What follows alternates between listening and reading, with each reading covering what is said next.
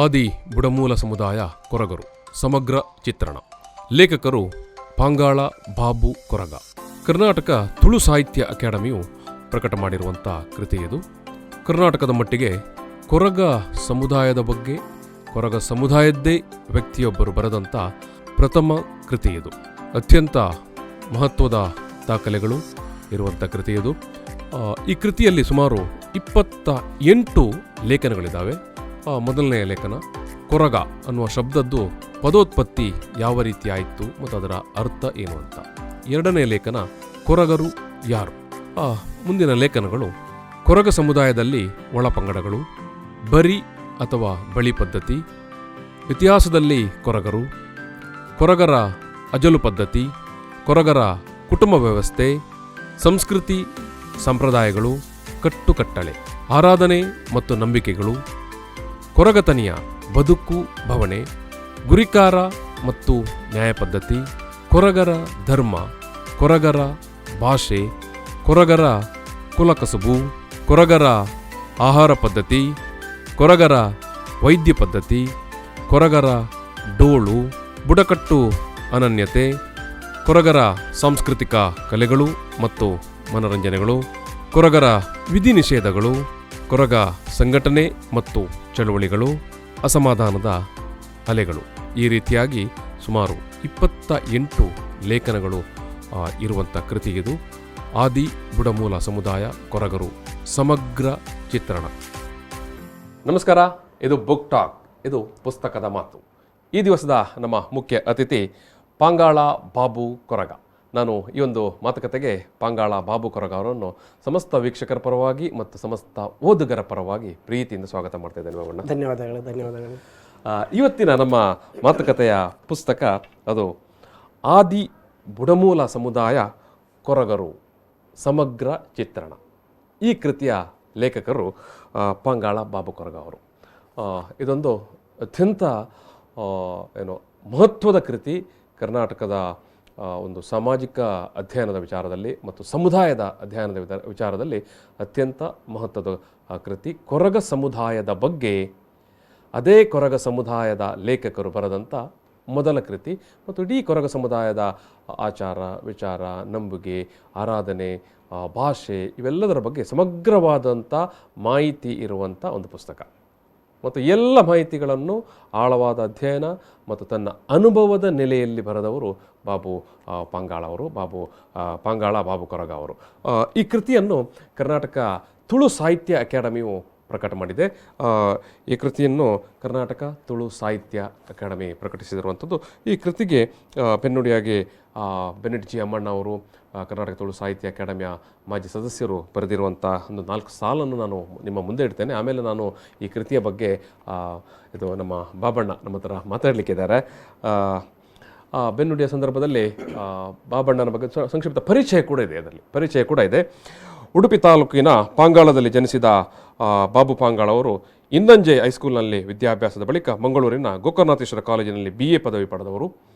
ವಿದ್ಯಾಭ್ಯಾಸದ ಬಳಿಕ ಬೆಳ್ಮಣ್ಣಿನ ಕೊರಗ ಮಹಿಳೆಯರ ವಿವಿಧೋದ್ದೇಶ ಸಹಕಾರ ಸಂಘದಲ್ಲಿ ಕೆಲವು ವರ್ಷಗಳ ಕಾಲ ಕಾರ್ಯದರ್ಶಿಯಾಗಿ ದುಡಿದು ಪ್ರಸ್ತುತ ಮಲ್ಲಿಗೆ ಕೃಷಿಯಲ್ಲಿ ತಮ್ಮನ್ನು ತೊಡಗಿಸಿಕೊಂಡಿದ್ದಾರೆ. ಸಾಮಾಜಿಕ ಚಟುವಟಿಕೆಗಳಲ್ಲಿ ಭಾಗಿಯಾಗಿ ಕೊರಗ ಸಂಘಟನೆಗಳಲ್ಲಿ ಸಕ್ರಿಯವಾಗಿದ್ದು ಕೊರಗರ ಅಭಿವೃದ್ಧಿ ಸಂಘಗಳ ಒಕ್ಕೂಟದ ಪ್ರಧಾನ ಕಾರ್ಯದರ್ಶಿಯಾಗಿಯೂ ಕೋಶಾಧಿಕಾರಿಯಾಗಿಯೂ ಸೇವೆ ಸಲ್ಲಿಸಿರುವ ಇವರು ಮಂಗಳೂರಿನ ಪ್ರತಿಷ್ಠಿತ ಕೊರಲ್ ಕಲಾತಂಡದ ಸದಸ್ಯರಾಗಿಯೂ ಉಡುಪಿಯ ನವೋದಯ ಕೊರಗರ ಸಾಂಸ್ಕೃತಿಕ ಕಲಾತಂಡದ ಮುಖ್ಯಸ್ಥರಾಗಿಯೂ ಸೇವೆ ಸಲ್ಲಿಸ್ತಾ ಇದ್ದಾರೆ. ಮತ್ತು ಕೊರಗ ಸಮುದಾಯದ ಸಂಪನ್ಮೂಲ ವ್ಯಕ್ತಿಯಾಗಿ ಕೂಡ ನೂರಾರು ಕಾರ್ಯಾಗಾರಗಳಲ್ಲಿ, ಸೆಮಿನಾರ್ಗಳಲ್ಲಿ ನಿರಂತರವಾಗಿ ಭಾಗವಹಿಸ್ತಾ ಇದ್ದಾರೆ. ಬಾಬು ಪಾಂಗಾಳ ಅವರು ಈ ಮೊದಲು ಪ್ರಕಟಿಸಿರುವಂಥ ಅವರ ಕೃತಿ 2001ರಲ್ಲಿ ಪ್ರಕಟವಾಗಿರುವಂಥದ್ದು ಕೊರಗರ ಅಜಲು ಮತ್ತು 2011ರಲ್ಲಿ ಪ್ರಕಟವಾಗಿರುವಂಥದ್ದು ಕೊರ್ರೆನ ಭಾಷೆ. ಅದು ಕೊರಗ ಭಾಷೆಯ ಬಗ್ಗೆ. ನಮ್ಮಲ್ಲಿ ಅನೇಕ ಮಂದಿಗೆ ಇನ್ನೂ ಕೂಡ ಅನುಮಾನಗಳಿದ್ದಾವೆ, ಕೊರಗರ ಭಾಷೆ ಇದು ನಶಿಸಿ ಹೋಗಿದೆ ಅಂತ. ಇಲ್ಲ, ಕೊರಗರ ಭಾಷೆ ಇನ್ನೂ ಕೂಡ ಚಾಲ್ತಿಯಲ್ಲಿದೆ. ಆ ವಿಚಾರ ಕೂಡ ಅವರು ಮಾತಾಡ್ತಾರೆ. ಆ ಬಗ್ಗೆನೇ ಅವರು ಬರೆದಿರುವಂಥ ಪುಸ್ತಕ. ಆ ಭಾಷೆ ಯಾವ ರೀತಿಯದ್ದು, ಆ ಭಾಷೆಯ ಬಳಕೆ ಯಾವ ರೀತಿ ಅಂತ, ಅದು ಕೊರ್ರನ ಭಾಷೆ. ಅದು 2011ರಲ್ಲಿ ಪ್ರಕಟವಾಗಿರುವಂಥದ್ದು. ಈ ರೀತಿಯಾಗಿ ನಿರಂತರವಾಗಿ ಬರವಣಿಗೆ ಮತ್ತು ಸೃಜನಶೀಲವಾದಂಥ ಕಾರ್ಯದಲ್ಲಿ ತೊಡಗಿಸಿಕೊಂಡಿರುವವರು. ಅವರ ಈ ಆದಿ ಬುಡಮೂಲ ಸಮುದಾಯ ಕೊರಗರು ಎಂಬ ಕೃತಿಯು ಅವರ ಸಮುದಾಯದ ಬದುಕಿನ ಚಿತ್ರಣವಾಗಿದೆ. ತನ್ನ ಸಮುದಾಯದ ನೋವು ನಲಿವುಗಳ ಮಧ್ಯೆ ಜೀವನ ಮಾಡಿರುವ ಬಾಬು ಪಾಂಗಾಳ್ ಅವರು ತನ್ನ ಹಿರಿಯರಿಂದ ತಿಳಿದ ತನ್ನ ಸಮುದಾಯದ ಚಿತ್ರಣದ ಜೊತೆಗೆ ತಾನು ಸಮುದಾಯದ ಬಗ್ಗೆ ಅಭ್ಯಸಿಸಿ ದಾಖಲೀಕರಿಸಿದ ಕೃತಿ ಇದಾಗಿದೆ. ಸಮುದಾಯದ ಅಳಿವು ಉಳಿವುಗಳ ಬಗ್ಗೆ ಚಿಂತನೆ ಹುಟ್ಟಿಸುವುದರ ಜೊತೆಗೆ ಮಾತ್ರವಲ್ಲದೆ ಸಮುದಾಯದ ಬೆಳವಣಿಗೆಗೆ ಈ ಕೃತಿ ಒಂದು ಮಾದರಿಯಾಗಿದೆ ಎನ್ನುವುದಕ್ಕೆ ಸಂಶಯ ಇಲ್ಲ ಅಂತ ಬೆನೆಟ್ ಜಿ ಅಮ್ಮಣ್ಣವರು ಈ ಕೃತಿಗೆ ಬೆನ್ನುಡಿ ಬರೆಯುವಂಥ ಸಂದರ್ಭದಲ್ಲಿ ಬರೀತಾರೆ. ನಾನು ಇಲ್ಲಿ ಇನ್ನೊಂದು ವಿಚಾರ, ಅದು ಸ್ವತಃ ಬಾಬು ಪಾಂಗಾಳ್ ಅವರು ತನ್ನ ಮೊದಲ ಮಾತಿನಲ್ಲಿ ಹೇಳಿದಂಥ ವಿಚಾರ. ಈ ಕೊರಗ ಸಮುದಾಯದ ಬಗ್ಗೆ ಅನೇಕ ಮಂದಿ ಬ್ರಿಟಿಷರ ಕಾಲದಿಂದಲೂ ಅಧ್ಯಯನಗಳು ನಡೆದಿದೆ, ದಾಖಲೀಕರಣಗಳು ನಡೆದಿದೆ. ಅನೇಕ ಮಂದಿ ಕನ್ನಡದ ಮತ್ತು ವಿದೇಶಿ ವಿದ್ವಾಂಸರುಗಳು ಕೂಡ ದಾಖಲೀಕರಣವನ್ನು ಮಾಡಿದ್ದಾರೆ, ಬರೆದಿದ್ದಾರೆ. ಆದರೆ ಒಂದೊಂದು ಕಡೆ ಏನಾಗಿದೆ ಅಂತ ಹೇಳಿದ್ರೆ ಕೆಲವು ರಾಂಗ್ ಇಂಟರ್ಪ್ರಿಟೇಷನ್ ಅಥವಾ ಮಾಹಿತಿಯನ್ನು ದಾಖಲೀಕರಣ ಮಾಡುವಾಗ ಸ್ವಲ್ಪ ಹೆಚ್ಚು ಕಡಿಮೆ ಆಗಿದೆ. ಸೊ ಹಾಗಾಗಿ ನನಗೆ ಅದನ್ನು ಅಷ್ಟು ಸುಲಭವಾಗಿ ಆ ಸಮುದಾಯದ ವ್ಯಕ್ತಿಯಾಗಿ ನನಗೆ ಅದನ್ನು ಒಪ್ಪಿಕೊಳ್ಳಿಕ್ಕೆ ಆಗುವುದಿಲ್ಲ. ಸೊ ಅದಕ್ಕಾಗಿ ನಾನು ಒಂದು ಸ್ಪಷ್ಟವಾದ ಅಧ್ಯಯನದ ನೆಲೆಯಲ್ಲಿ ನನ್ನ ಸಮುದಾಯವನ್ನು ಅಧ್ಯಯನ ಮಾಡಿಕೊಂಡು ಆ ಹಿನ್ನೆಲೆಯಲ್ಲಿ ನಾನು ಈ ಕೃತಿಯನ್ನು ಬರೆದೆ ಅಂತ ವಿಚಾರವನ್ನು ತನ್ನ ಮನದಾಳದ ಮಾತಿನಲ್ಲಿ ಪಾಂಗಾಳ ಬಾಬು ಕೊರಗ ಅವರು ಈ ಕೃತಿಯಲ್ಲಿ ಮುಂದೆ ಇಡ್ತಾ ಇದ್ದಾರೆ.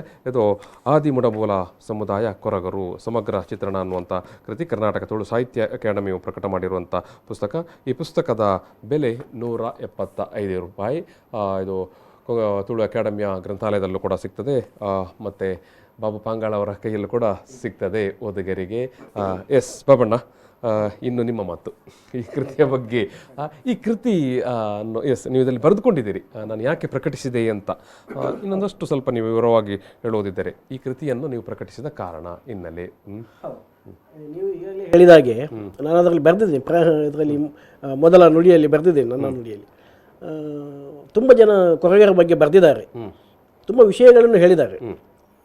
ಅದರಲ್ಲಿ ಕೊರಗರ ಬಳಿಗಳು, ಕೊರಗರ ಭಾಷೆ, ಅಲ್ಲಿರುವ ಒಳಬಂಗಡಗಳು ಇತ್ಯಾದಿಗಳ ಬಗ್ಗೆ ಬಹಳಷ್ಟು ಜನ ಬರೆದಿದ್ದಾರೆ.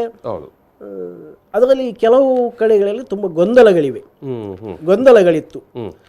ಕೆಲವರು ಯಾವುದೋ ಒಂದು ಕಾಲದಲ್ಲಿ ತಾವು ನೋಡಿದ್ದನ್ನು ಅದೇ ಒಂದು ಜಾತಿ, ಅದೇ ಒಂದು ಭಾಷೆ, ಕೊರಗರ ಭಾಷೆ ಇಷ್ಟೇ ಅಂತ ಹೇಳುವಂಥದ್ದನ್ನು ಬರೆದಿದ್ದಾರೆ, ಅದನ್ನೇ ದಾಖಲಿಸಿದ್ದಾರೆ. ಮತ್ತೆ ಕೆಲವರು ಒಬ್ಬ ಬರೆದದನ್ನೇ ಮತ್ತೆ ಕಂಟಿನ್ಯೂ ಮಾಡಿದ್ದಾರೆ, ಅದನ್ನೇ ಕಾಪಿ ಮಾಡಿ ನಕಲು ಹೊಡಿತ ಅಂತ ಹೇಳ್ತಲ್ಲ, ಅದೇ ರೀತಿ ಅದನ್ನು ಮುಂದುವರೆಸಿದ್ದಾರೆ. ಅಂದ್ರೆ ಮೊದಲು ಯಾರು ತಪ್ಪು ಬರೆದಿದ್ದಾರೋ ಅದನ್ನೇ ಮುಂದೆ ಬರೆಯುವವರು ಕೂಡ ಈ ಉಲ್ಲೇಖವಾಗಿ ಮಾಡಿಕೊಂಡು ಬರೆದಿದ್ದಾರೆ, ಕಂಟಿನ್ಯೂ ಮಾಡಿದ್ದಾರೆ. ಅದೆಲ್ಲ ತಪ್ಪು ಮಾಹಿತಿ ಸಮುದಾಯಕ್ಕೆ ಹೋಗ್ತದೆ, ಸಮಾಜಕ್ಕೆ ತಪ್ಪು ಮಾಹಿತಿ ಹೋಗ್ತದೆ. ಕೊರಗರ ಬಗ್ಗೆ ಇದು ಸತ್ಯ ಅಲ್ಲ, ಸರಿಯಾದ ಮಾಹಿತಿಯನ್ನು ಕೊಡಬೇಕು ಅನ್ನೋ ನನ್ನ ಒಂದು ಇದಿತ್ತು, ನನ್ನಲ್ಲಿ ಒಂದು ತುಮುಲ ಇತ್ತು, ಅದೊಂದಿತ್ತು. ಅದನ್ನು ಹೇಗಾದ್ರೂ ಮಾಡಿ ಅದನ್ನು ಸಮುದಾಯಕ್ಕೆ ತಿಳಿಸ್ಬೇಕು. ಇದೆಲ್ಲ ಬರ್ದದ್ದು ಸರಿ, ಅವ್ರು ಬರ್ದದೇನು ಅವರ ಅಷ್ಟಕ್ಕೆ ಇದನ್ನು ಕನಸು ಬಿದ್ದು ಬರ್ದದಲ್ಲ, ಅವರು ಹೋಗಿದ್ದಾರೆ, ಸ್ಟಡಿ ಮಾಡಿದ್ದಾರೆ. ಬಟ್ ಏನು ಅವ್ರಿಗೆ ತಪ್ಪು ಮಾಹಿತಿಗಳೇ ಸಿಕ್ಕಿರ್ಬೋದು, ಅವ್ರು ಬರೆದಿರುವಂಥ ಸಂದರ್ಭದಲ್ಲಿ ತಪ್ಪು ಮಾಹಿತಿಗಳೇ ಸಿಕ್ಕಿರ್ಬೋದು ಅವರಿಗೆ. ಹಾಗಾಗಿ ಅದು ತಪ್ಪು ಬಂದಿದೆ, ಅವರ ಬುಕ್ಗಳಲ್ಲಿ ಕೂಡ ತಪ್ಪು ಬಂದಿದೆ. ಸೊ ಅದನ್ನು ಸರಿಪಡಿಸುವ ಒಂದು ನಿಟ್ಟಿನಲ್ಲಿ ನಾನು ಆಲೋಚನೆ ಮಾಡ್ತೇವೆ. ಕೆಲವು ನನಗೆ ಸಿಕ್ಕಿದ ಮಾಹಿತಿಗಳನ್ನೆಲ್ಲ ದಾಖಲೀಕರಿಸುವಂಥ ಒಂದು ಅಭ್ಯಾಸ ಇದೆ, ನನಗೆ ಈಗಲೂ ಇದೆ. ಏನು ಮಾಹಿತಿ ಸಿಕ್ಕಿದ್ರು, ಹೊಸ ಏನಾದರೂ ಮಾಹಿತಿ ಸಿಕ್ಕಿದ್ರೆ ಇಡ್ತೇನೆ. ಸೊ ಅಂಥ ಸಂದರ್ಭದಲ್ಲಿ ನನಗೆ ತುಳು ಸಾಹಿತ್ಯ ಅಕಾಡೆಮಿಯವರು ಪ್ರಕಟಿಸ್ತೇವೆ ಇಂಥದ್ದು ಇದ್ರೆ ಅನ್ನುವಂಥ ಒಂದು ಮಾಹಿತಿ ಸಿಕ್ಕಿತ್ತು. ನನ್ನ ಸ್ನೇಹಿತರು ಆದ ರಮೇಶ್ ಅವರು, ನಮ್ಮ ತಾರಾನಾಥ ಗಟ್ಟಿಯವರು ಆಗ ಕನ್ನಡ ತುಳು ಸಾಹಿತ್ಯ ಅಕಾಡೆಮಿಯಲ್ಲಿ ಸದಸ್ಯರಾಗಿದ್ದರು. ಆ ಸಂದರ್ಭದಲ್ಲಿ ಇವರ ಒಂದು ಮುತುವರ್ಜಿಯಿಂದಲೇ ಇದನ್ನು ಪ್ರಕಟ ಮಾಡೋದಕ್ಕೆ ಸಾಧ್ಯ ಆಯಿತು. ಸೊ ಅದು ಒಂದು ಪುಸ್ತಕ ರೂಪದಲ್ಲಿ ಬಹಳ ಒಂದು ಒಳ್ಳೆಯ ಕೃತಿಯಾಗಿ ಬಂದಿದೆ. ತುಳು ಸಾಹಿತ್ಯ ಅಕಾಡೆಮಿಯ ಶ್ರಮ ಅದರಲ್ಲಿ ಇದೆ. ಖಂಡಿತ ನಾನು ಬರೆದದ್ದು ಇರ್ಬೋದು, ನಾನು ಮಾಹಿತಿಗಳನ್ನು ಪಡೆದಿದ್ದೇನೆ ತುಂಬ ಜನರಿಗೆ. ಆದರೆ ಅದೊಂದು ರೂಪಕ್ಕೆ ಪುಸ್ತಕ ರೂಪದಲ್ಲಿ ಬರಬೇಕಿದ್ರೆ ತುಳು ಸಾಹಿತ್ಯ ಅಕಾಡೆಮಿ ನನಗೆ ತುಂಬ ಉಪಕಾರವನ್ನು ಮಾಡಿದೆ. ಆ ಉಪಕಾರವನ್ನು ಸ್ಮರಿಸ್ಕೊಳ್ತೇನೆ. ಖಂಡಿತವಾಗಿಯೂ ಬಾಬು ಪಾಂಗಾಳ್ ಅವರು ಹೇಳಿದಾಗೆ ಅವರು ಯಾವುದೇ ಮಾಹಿತಿಗಳು ಸಿಕ್ಕಿದಾಗ ಅದನ್ನು ದಾಖಲೀಕರಣ ಮಾಡಿಕೊಳ್ತಾರೆ. ಒಬ್ಬ ಲೇಖಕನಿಗೆ ಇರಬೇಕಾದ ಮೂಲ ಏನದು ಆಶಯ ಕೂಡ. ಈ ಒಂದು ಪುಸ್ತಕದಲ್ಲಿ ಇರುವಂಥ ಮಾಹಿತಿಗಳು ಸುಮಾರು 28 ಲೇಖನಗಳ ಸ್ವರೂಪದಲ್ಲಿ ಅವರು ಅದನ್ನು ಬರ್ಕೊಂಡು ಹೋಗ್ತಾರೆ. ನಾನು ವೀಕ್ಷಕರಿಗೆ ಅದನ್ನು ಓದುಗರಿಗೆ ಅವರ ಮನವರಿಕೆಗಾಗಿ ಹೇಳುವಂಥದ್ದು. ಮೊದಲ ಲೇಖನದಲ್ಲಿ ಅದನ್ನು ಕೊರಗ ಅನ್ನುವ ಈ ಶಬ್ದದ ಪದ ಉತ್ಪತ್ತಿ ಅದು ಯಾವ ರೀತಿ ಆಯಿತು ಮತ್ತು ಅದರ ಅರ್ಥ ಏನು ಅನ್ನೋಂಥದ್ದು. ಆಮೇಲೆ ತೀರ ಮೂಲವಾದ ಪ್ರಶ್ನೆ ಎರಡನೇದು ಲೇಖನ, ಕೊರಗರು ಯಾರು ಅಲ್ವಾ.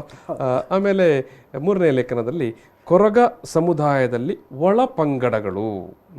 ಆಮೇಲೆ ನಾಲ್ಕನೇದು ಬರಿ ಅಥವಾ ಬಳಿ ಪದ್ಧತಿ. ಐದನೇದು ಲೇಖನ ಬಳಿಯ ಮೂಲಗಳು. ಆಮೇಲೆ ಆರನೇ ಲೇಖನ ಇತಿಹಾಸದಲ್ಲಿ ಕೊರಗರು. ಏಳನೆಯದು ಕೊರಗರ ಅಜಲು ಪದ್ಧತಿ. ಎಂಟನೆಯದು ಕೊರಗರ ಕುಟುಂಬ ವ್ಯವಸ್ಥೆ. ಒಂಬತ್ತನೆಯದು ಸಂಸ್ಕೃತಿ ಸಂಪ್ರದಾಯಗಳು, ಅಂದರೆ ಕಟ್ಟುಕಟ್ಟಲೆ ಅಂತ ಹೇಳ್ತೇವೆ ನಾವು, ರೀತಿ ರಿವಾಜುಗಳು, ಕಟ್ಟುಕಟ್ಟಲೆಗಳು.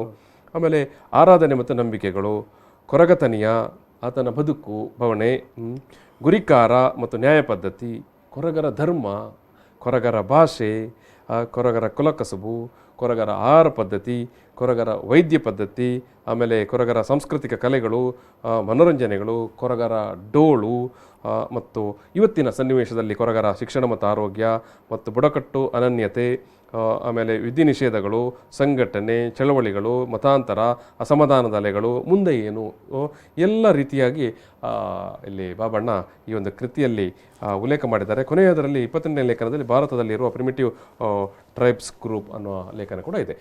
ನಾನು ಮೊದಲ ಶಬ್ದದ ಬಗ್ಗೆನೇ ಬರುವಂಥದ್ದು. ಕೊರಗ ಪದೋತ್ಪತ್ತಿ ಏನು, ಅದು ಯಾವ ರೀತಿ ಆಯಿತು, ಮತ್ತು ಎರಡನೇ ಲೇಖನದಲ್ಲಿ ಬರುವಂಥದ್ದು ಕೊರಗರು ಯಾರು. ಈಗ ಕೊರಗ ಎಂಬ ಪದ ಅದು ಕನ್ನಡ ಪದ, ಅದು ಎಲ್ರಿಗೂ ಗೊತ್ತಾಗ್ತದೆ. ಕೊರಗ ಕನ್ನಡ ಪದ, ಅದು ಕೊರಗೇರು ತುಳು ಪದದಿಂದ ಬಂದಿದೆ. ಕೊರಗೇರು ಇದ್ದದಲ್ಲಿ ಕನ್ನಡದಲ್ಲಿ ಬರುವಾಗ ಕೊರಗರು ಅಂತ ಆಗಿದೆ. ಆದರೆ ಮೂಲ ಭಾಷೆಯಲ್ಲಿ ಕೊರಗರನ್ನು ಕೊರ್ರು ಅಂತ ಹೇಳುವಂಥದ್ದು. ಈಗ ನಾನೊಂದು ಮುಂದಿನ ಒಂದು ಪುಸ್ತಕ ಬರೆದಿದ್ದೇನೆ, ಕೊರಗನ ಭಾಷೆ ಅಂತ, ಅಂದ್ರೆ ಕೊರಗರ ಭಾಷೆ ಅಂತ. ಕೊರ್ರು ಅಂದ್ರೆ ಕೊರಗರು. ಅದನ್ನು ನಾವು ಉತ್ತರ ಕನ್ನಡದಲ್ಲಿ, ಉತ್ತರ ಉಡುಪಿಯಲ್ಲಿ ಆ ಕಡೆ ಎಲ್ಲ ಕೊರರ್ ಅಂತ ಕೆಲವರು ಅವರ ಭಾಷೆಯಲ್ಲಿ ಹೇಳ್ತಾರೆ. ಅಂದರೆ ನಮ್ಮಲ್ಲಿ 4 ಒಳಪಂಗಡಗಳಿವೆ, ಬೇರೆ ಬೇರೆ ಪಂಗಡಗಳಿಗೆ ಬೇರೆ ಬೇರೆ ಪ್ರತ್ಯೇಕವಾದ ಭಾಷೆಗಳಿವೆ. 4 ಭಾಷೆಗಳಿವೆ ಕೊರಗರ ಸಮುದಾಯದಲ್ಲಿ, ಒಟ್ಟು ಸಮುದಾಯದಲ್ಲಿ. ಸೊ ಅವರು ಉತ್ತರ ಉಡುಪಿಯವರು ಅಥವಾ ಕುಂದಾಪುರದವರು ಕೊರರ್ ಅಂತ ಹೇಳ್ತಾರೆ, ಕೆಲವರು ಕೊರ್ ಅಂತ ಹೇಳ್ತಾರೆ, ಕೊರ ಭಾಷೆ ಅಂದರೆ ಕೊರಗರು ಅಂತೇಳಿ ಅರ್ಥ ಅದು. ಅಂದರೆ ಆಯಾ ಪ್ರಾಂತ್ಯಕ್ಕೆ ಅನುಸಾರವಾಗಿ ಆಯಾ ಭಾಷೆಗಳು ಬಳಕೆಯಲ್ಲಿ ಇದೆ, ಅವ್ರು ಮಾತಾಡ್ತಾರೆ. ಈಗಲೂ ಅವರೆಲ್ಲ ಅವರವರ ಭಾಷೆಯನ್ನೇ ಮಾತಾಡ್ತಾರೆ. ಸೊ ಮೂಲತಃ ಕೊರ್ರು ಅಥವಾ ಕೊರರ್ ಅಥವಾ ಕ್ವಾರು, ಇದು ಕೊರಗ ಭಾಷೆ ಪದದ ಉತ್ಪತ್ತಿ ಹಿನ್ನೆಲೆ. ಕೊರಗರು ಯಾರು ಅಂತ ಲೇಖನ ಇದೆ. ಹೌದು, ಕೊರಗರು ಯಾರು, ಇದು ಬಹಳ ಮುಖ್ಯವಾದ ಪ್ರಶ್ನೆ. ಈಗ ಮಾಮೂಲಿಯಾಗಿ ಕೊರಗರು ಯಾರು ಅಂತೇಳಿ ಜನರ ಹತ್ರ ಕೇಳಿದ್ರೆ ಜನರು ಹೇಳುದು ಅವ್ರು ದೋಲ್ ಬಿಟ್ರೆ ಬರ್ಪೇರತ್ತ, ಊರುಗಳು ಮತ್ತೆ ಬರ್ಪೇರತ್ತ, ಆ ಮರ ತಡಿಟ್ಟುಕೊಳ್ಳೋದು ದೋಲ್ ಬಿಟ್ಟೊಂದು ಪೇರು ಬಕ್ಕ ಹಬ್ಬ ಹರಿದಿನಗಳಲ್ಲೆಲ್ಲ ಬೇಡ್ಲಿಕ್ಕೆ ಕಂಬಳದ ಪನಿ ಕೂರುದು ಅಂತ ಹೇಳ್ತಾರಲ್ಲ, ಕಂಬಳದ ಗದ್ದೆ ಕಾಯುವಂಥದ್ದು, ಅಥವಾ ಹಬ್ಬ ಹರಿದಿನಗಳಲ್ಲಿ ಬೇಡ್ಲಿಕ್ಕೆ ಬುಟ್ಟಿ ಹಿಡ್ಕೊಂಡು ಬೇಡ್ಲಿಕ್ಕೆ ಬರ್ತಾರೆ, ಅವರಲ್ವ ಕೊರಗರು ಅಂತ. ಹೌದು, ಅದು ನಂತರದಲ್ಲಿ ಕ್ರಮೇಣ ಕೊರಗರನ್ನು ಆ ರೀತಿಯಾಗಿ ದುಡಿಸಿಕೊಂಡು ಅಥವಾ ಬಳಸಿಕೊಂಡದ್ದು ಕೊರಗರನ್ನು. ಆದರೆ ಮೂಲತಃ ಕೊರಗರು ಈ ನೆಲದ ಮಕ್ಕಳು, ಮೂಲ ನಿವಾಸಿಗಳು. ಕೊರಗರು ಮೂಲ ನಿವಾಸಿಗಳು. ಕೊರಗರು ಇಲ್ಲಿ ಯಾವುದೇ ಒಂದು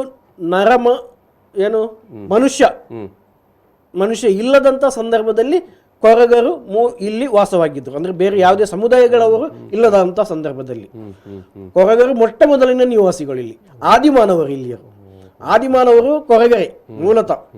ಸೊ ಆ ನಂತರ ತುಳುವರ, ಜೈನರ, ಆಲುಪರ ಯಾರು ಬೇರೆ ಸಮುದಾಯಗಳವರು ಬಂದಿರ್ಬೋದು. ಹಾಗಾಗಿ ಕೊರಗರು ಇಲ್ಲಿನ ಮೂಲ ನಿವಾಸಿಗಳು, ಆದಿವಾಸಿಗಳು, ಆದಿಮಾನವರು. ಅದ್ಭುತವಾದಂಥ ಮಾಹಿತಿಗಳು ಇರುವಂಥ ಒಂದು ಕೃತಿ ಇದು. ಆಮೇಲೆ ಕೊರಗರ ಒಳಗಡೆ ಇರುವಂಥ ಬರಿ ಅಥವಾ ಬಳಿ ಪದ್ಧತಿಯ ಬಗ್ಗೆ ಒಂದು ಲೇಖನ ಇದೆ. ಎಷ್ಟು ಬಳಿಗಳುಂಟು ಕೊರಗರಲ್ಲಿ ಈಗ ಅಸ್ತಿತ್ವದಲ್ಲಿ, ಚಾಲ್ತಿಯಲ್ಲಿ? ಕೊರಗರಲ್ಲಿ 4-5 ಪಂಗಡಗಳಿವೆ, ಒಳಪಂಗಡಗಳಿವೆ.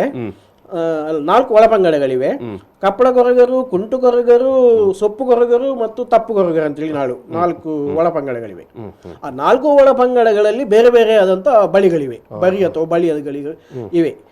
ಅದರಲ್ಲಿ ಈಗ ನಾನು ಈಗ ಸ್ವತಃ ತಪ್ಪು ಕೊರಗ ಪಂಗಡಕ್ಕೆ ಸೇರಿದವನಾಗಿದ್ದರಿಂದ ನಮ್ಮಲ್ಲಿ 5 ಬಳಿಗಳು ಈಗ ಚಾಲ್ತಿಯಲ್ಲಿವೆ. 5 ಬಳಿಗಳು ಚಾಲ್ತಿಯಲ್ಲಿವೆ.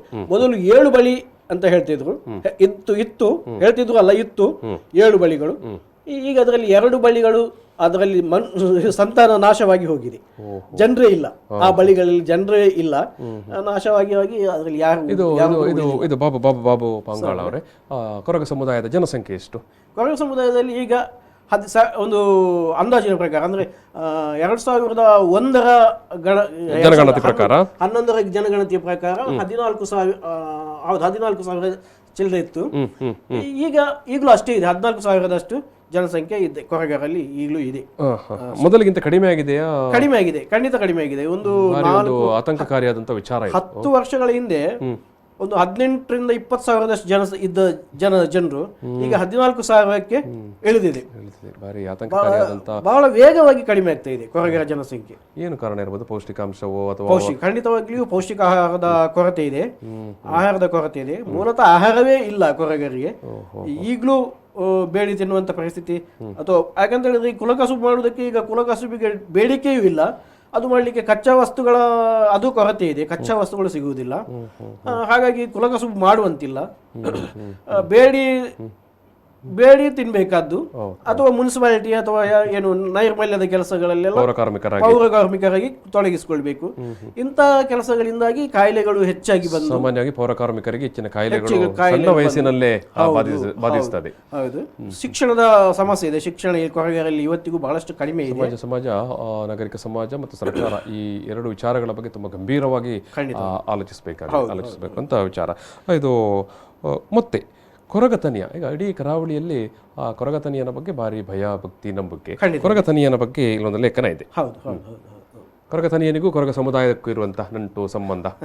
ಕೊರಗ ನಂಟು ಸಂಬಂಧದ ಪ್ರಶ್ನೆ ಬರುವುದಿಲ್ಲ. ಯಾಕಂತ ಹೇಳಿದ್ರೆ ಕೊರಗತನಿಯ ಒಬ್ಬ ಕೊರಗ ವ್ಯಕ್ತಿ, ಮೂಲತಃ ಕೊರಗ ತಂದೆ ತಾಯಿಗಳಿಗೆ ಹುಟ್ಟಿದ ವ್ಯಕ್ತಿ, ಅದರಿಂದ ಕೊರಗನಿ ಆಗಿರುವುದರಿಂದ ಸಂಬಂಧದ ಪ್ರಶ್ನೆ ಇಲ್ಲ. ಕೊರಗದ ಸಮುದಾಯದವನೇ. ಇದು ನೀವು ಅವನನ್ನು ನಿಮ್ಮ ಕುಟುಂಬದ ಅಥವಾ ನಿಮ್ಮ ಸಮುದಾಯದ ಮೂಲ ದೈವವಾಗಿ ಕುಲದೈವವಾಗಿ ಆರಾಧಿಸ್ತೇವೆ. ಯಾಕಂತ ಹೇಳಿ ಕೊರಗ ತನಿಯ ಜೀವಿತಾವಧಿಯಲ್ಲಿಯೇ ಬಹಳಷ್ಟು ಅನ್ಯಾಯಗಳನ್ನು ಪ್ರತಿಭಟಿಸಿ ಬಂದವ.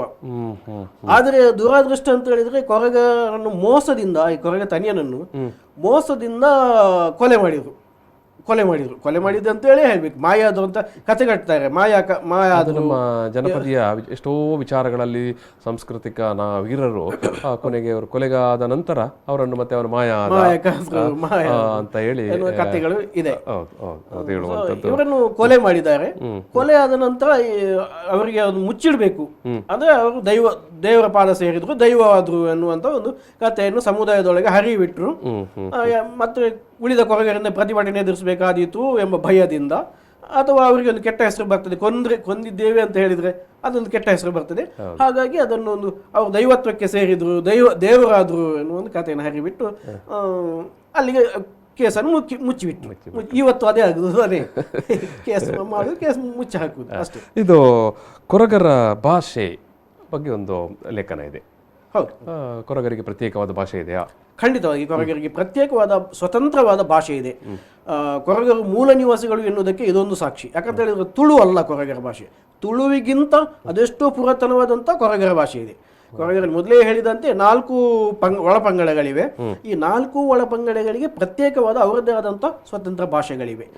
ಅದನ್ನು ಸ್ವಲ್ಪ ಅಧ್ಯಯನ ಮಾಡಿ ನಾನು ಅದು ದಾಖಲಾಗಬೇಕು, ಅದು ಉಳಿಬೇಕು, ಬೆಳಿಬೇಕು ಎನ್ನುವ ದೃಷ್ಟಿಯಲ್ಲಿ ಅದನ್ನು ಕೂಡ ಅದು ನೀವು ಬಹುಶಃ ನಿಮ್ಮ 2011ರಲ್ಲಿ ಪ್ರಕಟವಾದ ಕೊರಗನ ಭಾಷೆ ಕೃತಿಯಲ್ಲಿ ಕೂಡ ಅದನ್ನು ಸಮಗ್ರವಾಗಿ ಆ ವಿಚಾರವಾಗಿ ವಿಶ್ಲೇಷಣೆ ಮಾಡಿದ್ದೀರಿ. ಆಮೇಲೆ ಡೋಳು, ನಾವು ಸಾಮಾನ್ಯವಾಗಿ ಕೊರಗರ ಸಮುದಾಯದ ಬಗ್ಗೆ ಒಂದು ಐಡೆಂಟಿಟಿಯಾಗಿ ನೋಡುವಾಗ ಡೋಳಿಗೂ ಈ ಸಮುದಾಯಕ್ಕಿರುವ ನಂಟು ಮತ್ತು ಬಾಂಧವ್ಯದ ಬಗ್ಗೆ ಬರೆದಿದ್ದೀರಿ ಈ ಒಂದು ಕೃತಿಯಲ್ಲಿ. ಖಂಡಿತ ಡೋಲು ಕೊರಗರಿಗೂ ಒಂದು ಬಹಳ ಹತ್ತಿರದ ಸಂಗೀತ. ಡೋಲು ಬಾರಿಸುತ್ತಾ ಕೊರಗರು ಬೆಳೆದವರು. ಆರಂಭದಲ್ಲಿ ಕೊರಗರು ಈ ಕಾಡಿನಲ್ಲಿ ವಾಸವಾಗಿದ್ದ ಸಂದರ್ಭದಲ್ಲಿ ಕಾಡು ಪ್ರಾಣಿಗಳಿಂದ ರಕ್ಷಣೆ ಪಡೆಯುವುದಕ್ಕಾಗಿ ಡೋಲು ಬಾರಿಸುತ್ತಾ ಪ್ರಾಣಿಗಳನ್ನು ದೂರ ಓಡಿಸುತ್ತಾ ಬದುಕಿದವರು ಕಾಡಿನಲ್ಲಿ ಇರುವಂತಹ ಸಂದರ್ಭದಲ್ಲಿ. ಆ ಸಂದರ್ಭದಲ್ಲಿ ಕೊರಗರಿಗೆ ಅದು ಡೋಲು ಒಂದು ರಕ್ಷಣಾ ಕವಚವಾಗಿತ್ತು, ರಕ್ಷಣೆಯ ಆಯುಧವಾಗಿತ್ತು. ಕ್ರಮೇಣ ಅದನ್ನು ಮನೋರಂಜನೆಗಾಗಿ ಬಳಸತೊಡಗಿದರು. ಕೊರಗರ ಒಳಗೆ, ಅದು ಊರಿನವರಿಗಲ್ಲ, ಕೊರಗರಿಗಾಗಿ ಅದು ಮನೋರಂಜನೆಗಾಗಿ ಬಳಕೆ ಮಾಡಿಕೊಂಡಂತಹ ಕೊರಗರು ಕ್ರಮೇಣ ಕೊರಗರನ್ನು ಈ ತುಳುನಾಡು ಅಂತ ಏನು ಹೇಳ್ತಾರೆ ಇವತ್ತು, ಈ ತುಳುವರು ಬಂದು ಕೊರಗರ ಈ ಡೋಲು ವಾದನದ ನಾದಕ್ಕೆ ಮನಸೋತು ಕೊರಗರನ್ನು ತಮ್ಮ ಊರಿಗೆ ತಮ್ಮ ಕೇರಿಗೆ ಕರೆದುಕೊಂಡು ಹೋಗಿ ಕೊರಗರನ್ನು ಉಚಿತ ಬಿಟ್ಟಿ ಸೇವೆಗಾಗಿ ದುಡಿಸಿಕೊಂಡದ್ದು ಅದೊಂದು ದೌರ್ಭಾಗ್ಯ. ಕೊರಗರ ದೋಲಿಗೆ ಬಂದಂತ ದುರಂತ. ಆದ್ರೆ ಅದು ಇಂದಿಗೂ ಉಳಿದಿದೆ, ತನ್ನ ಅಸ್ತಿತ್ವವನ್ನು ಉಳಿಸಿಕೊಂಡಿದೆ. ಆ ಕೊರಗರಲ್ಲಿ ಆ ಕೊರಗರ ಬಡಿಯುವಂತ ಬೇರೆ ಬೇರೆ ಟಕ್ಕುಗಳಿವೆ, ಆ ನಾದಗಳಿವೆ, ಆ ಲಯ ತಾಳಗಳು, ಇದನ್ನೆಲ್ಲ ಬೇರೆಯವರಿಂದ ನುಡಿಸೋದಕ್ಕೆ ಇವತ್ತಿಗೂ ಸಾಧ್ಯವಿಲ್ಲ. ಅದರಲ್ಲಿ ನೂರಾರು ಟಕ್ಕುಗಳಿವೆ, ನೂರಾರು ತಾಳಗಳಿವೆ. ಅದನ್ನು ಇವತ್ತು ಕೂಡ ಕೊರಗರು ಉಳಿಸಿಕೊಂಡಿದ್ದಾರೆ. ಅದು ಈಗ ಬೆಳೀತಾ ಇದೆ, ಅದು ಈಗಲೂ ಬೆಳೀತಾ ಇದೆ. ಇದು ಕೊರಗರ ವೈದ್ಯ ಪದ್ಧತಿ ಬಗ್ಗೆ ಒಂದು ಮಾಹಿತಿ ಇದೆ, ಲೇಖನ ಇದೆ. ಖಂಡಿತವಾಗಿ ಕೊರಗರಲ್ಲಿ ಗಿಡಮೂಲಿಕೆಗಳು, ಕಾಡಿನಲ್ಲೇ ವಾಸವಾಗಿದ್ದರಿಂದ ಕೊರಗರು ಬಹಳಷ್ಟು ಗಿಡಮೂಲಿಕೆಗಳ ಬಗ್ಗೆ ಅರಿವಿತ್ತು. ಏನು ಇವತ್ತು ನಾಗರ ಹಾವು ಕಚ್ಚಿದ್ರು ಕೂಡ ಅದಕ್ಕೂ ಒಂದು ಅದನ್ನು ರಕ್ಷಣೆ ಮಾಡುವಂತಹ ಒಂದು ಮದ್ದು ಔಷಧಿಗಳ ಬಗ್ಗೆ ಕೊರಗರಿಗೆ ತಿಳುವಳಿಕೆ ಇತ್ತು. ಈಗಲೂ ಕೆಲವರು ಔಷಧಿ ಕೊಡುವವರು ಇದ್ದಾರೆ. ಮತ್ತೆ ಎಲ್ಲ ಬಾಣಂತಿಯರಿಗೆ ಜ್ವರ ಬಂದಾಗ ಅಥವಾ ಮಕ್ಕಳಿಗೆ ಪಾರಂಪರಿಕ ವೈದ್ಯ ಪದ್ಧತಿ ಅಂತ ನಾವು ಹೇಳ್ತೇವೆ, ನಾಟಿ ಮದ್ದು, ಇದರ ಬಗ್ಗೆ ಆಳವಾದ ಅಧ್ಯಯನ ಇತ್ತು. ಪುಸ್ತಕದಲ್ಲಿ ಉಲ್ಲೇಖಗೊಂಡಿದೆ. ಪ್ರತಿ ಮನೆಯಲ್ಲಿಯೂ ಒಬ್ಬರಿಗಾದ್ರೂ ಈ ಔಷಧಿಯ ಬಗ್ಗೆ ಮಾಹಿತಿ ಇತ್ತು ಹಿಂದಿನವರಿಗೆ. ಈಗ ಎಲ್ಲ ಮೆಡಿಕಲ್ ಹೋಗಿ ಎಲ್ಲ ಹೋಗಿದೆ. ಕೊರಗರ ಕುಲಕಸುಬಿನ ಬಗ್ಗೆ ಒಂದು ಮಾಹಿತಿ ಇದೆ, ಲೇಖನ ಇದೆ. ಖಂಡಿತವಾಗಿ ಕೊರಗರ ಕುಲಕಸುಬು, ಬುಟ್ಟಿ ಹೆಣೆಯುವಂಥದ್ದು, ಹುರಿ ಹಗ್ಗ ಮಾಡುವಂಥದ್ದು ಕೊರಗರ ಕುಲಕಸುಬು. ಜೊತೆಗೆ ಜೇನು ತೆಗೆಯುವಂಥದ್ದು, ಕಾಡಿನಲ್ಲಿದ್ದಾಗ ಜೇನು ತೆಗೆಯುವಂಥದ್ದು, ಬೇಟೆಯಾಡುವುದು, ಇದರೆಲ್ಲ ಉದ್ಯೋಗ ಆಗಿತ್ತು ಕೊರಗರದು. ಕುಲಕಸುಬಾಗಿ ಇವರು ಬುಟ್ಟಿ ಹೆಣೆಯುವುದು, ಅದರಲ್ಲಿ ಬೇರೆ ಬೇರೆ ವಿಧದ ವೆರೈಟಿಗಳಿತ್ತು, ಅದನ್ನೆಲ್ಲ ಮಾಡಿ ಜೀವನವನ್ನು ತೆಗೆಸ್ತಾ ಇತ್ತು. ಇನ್ನು ಅನೇಕ ಉಪಯುಕ್ತವಾದ ಮಾಹಿತಿಗಳಿರುವಂಥ ಕೃತಿ ಇದು. ಕೊನೆಯ ಲೇಖನಕ್ಕೆ ಬರುವಾಗ ಮುಂದೆ ಏನು ಅಂತ ಒಂದು ಪ್ರಶ್ನೆ ಕೇಳ್ತೀರಿ ನೀವು. ಲೇಖನ ಇದೆ, ಏನದು ಜಿಜ್ಞಾಸೆಗಳಂತ ಹೇಳಿದ್ರೆ, ಈಗ ಇಷ್ಟೆಲ್ಲ ಕತೆ ಹೇಳ್ತಾರೆ ಎಲ್ಲರೂ, ಸರ್ಕಾರ ಹೇಳ್ತದೆ, ಜನರು ಹೇಳ್ತಾರೆ, ಸಮಾಜ ಹೇಳ್ತಾರೆ, ಕತೆ ಹೇಳ್ತಾರೆ. ಕೊರಗರು ಹೀಗೆ ಮೂಲ ನಿವಾಸಿಗಳು ಬಹಳ ಕಷ್ಟದಲ್ಲಿದ್ದಾರೆ, ತೊಂದರೆಯಲ್ಲಿದ್ದಾರೆ, ಅವರನ್ನು ಮೇಲೆ ತರಬೇಕು, ಮುಖ್ಯವಾಹಿನಿಗೆ ತರಬೇಕು ಎಂದೆಲ್ಲ ಭಾಷಣ ತುಂಬಾ ಜನ ಮಾತಾಡ್ತಾರೆ. ಆದರೆ ಮೂಲತಃ ಏನು ಮಾಡಬೇಕು, ಮುಂದೆ ಸರ್ಕಾರ ಏನು ಮಾಡಬೇಕು, ಸಮಾಜ ಏನು ಮಾಡಬೇಕು, ಅಥವಾ ಕೊರಗರೆ ಸಂಘಟಿತರಾಗಿ ಸಂಘಟನೆಯಿಂದ ಏನಾಗಬೇಕು, ಒಂದು ಆಮೂಲಾಗ್ರವಾದ ಬದಲಾವಣೆ ತರಬೇಕಾದ್ರೆ, ಸಮಗ್ರವಾದಂತಹ ಅಭಿವೃದ್ಧಿ ಆಗಬೇಕಾದ್ರೆ ಮುಂದೆ ಏನು ಮಾಡಬೇಕು ಎಂಬುದರ ಬಗ್ಗೆ ಕೆಲವು ಸಲಹೆಗಳನ್ನು ನಾನು ಕೊಟ್ಟಿದ್ದೇನೆ. ಖಂಡಿತ. ವೀಕ್ಷಕರೇ ಮತ್ತು ಓದುಗರೇ, ಒಂದು ಅಪರೂಪದ ಕೃತಿ, ಕನ್ನಡದಲ್ಲಿ ಬಂದಿರುವಂಥ ಕೃತಿ ಇದು. ಕೊರಗರು ಅವರ ಇಡೀ ಆ ಒಂದು ಸಮುದಾಯದ ಹಿನ್ನೆಲೆ, ಅವರ ಬದುಕು, ಅವರ ಆಚಾರ ವಿಚಾರ, ಸಾಂಸ್ಕೃತಿಕ ವಿಚಾರ, ಭಾಷೆ, ಆಚರಣೆ, ಎಲ್ಲದರ ಬಗ್ಗೆ ತುಂಬ ತಳಸ್ಪರ್ಶಿಯಾದ ಮಾಹಿತಿ. ಕೊರಗ ಸಮುದಾಯದ ಬಗ್ಗೆ ಕೊರಗ ಸಮುದಾಯದೇ ವ್ಯಕ್ತಿ ಬರೆದಿರುವಂಥ ಒಂದು ಕೃತಿ ಇದು.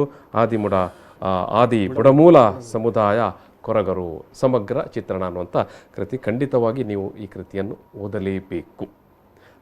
ಇವತ್ತಿನ ಈ ಒಂದು ಮಾತುಕತೆಯಲ್ಲಿ ಭಾಗಿಯಾದಂಥ ಪಂಗಾಳ ಬಾಬು ಕೊರಗ ಅವರಿಗೆ ನಾನು ಸಮಸ್ತ ವೀಕ್ಷಕರು ಮತ್ತು ಓದುಗರ ಪರವಾಗಿ ಪ್ರೀತಿಪೂರ್ವಕವಾದಂಥ ಧನ್ಯವಾದ ಸಮರ್ಪಣೆ ಮಾಡ್ತಾ ಇದ್ದೇನೆ. ಧನ್ಯವಾದಗಳು ಸರ್. ಎಸ್, ಬುಕ್ ಟಾಕ್ ಇದು ಪುಸ್ತಕದ ಮಾತು. ಈ ಮಾತುಕತೆಯಲ್ಲಿ ಸಮಾಪನ ಮಾಡ್ತಾ ಇದ್ದೇನೆ. ಮತ್ತೊಮ್ಮೆ ಬಾಬಣ್ಣ ಪ್ರೀತಿಯಿಂದ ಅವರಿಗೆ ನಾನು ಧನ್ಯವಾದ ಸಮರ್ಪಣೆ ಮಾಡ್ತಾ ಇದ್ದೇನೆ.